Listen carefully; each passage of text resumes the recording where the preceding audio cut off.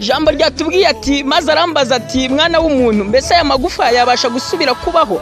Ndamusubiza nti mwami Uwiteka ni wowe ubizi. Mwene data ndayambwiye ngo ari amagufa utamenya nimba azongera kubaho cyangwa azaguma yumagaye. Icyakoze nuko Uwiteka ari ubizi, ibyawe sinzi uko bimeze, sinzi uko bizakemuka, nyamara Uwiteka arabizi. Nubwo Ezekiel nawe atarazi nimba amagufa yasubira kubaho, ariko hari ikintu gikomeye yakoze ngira ngo nawe utangire ukore muri iyi minsi.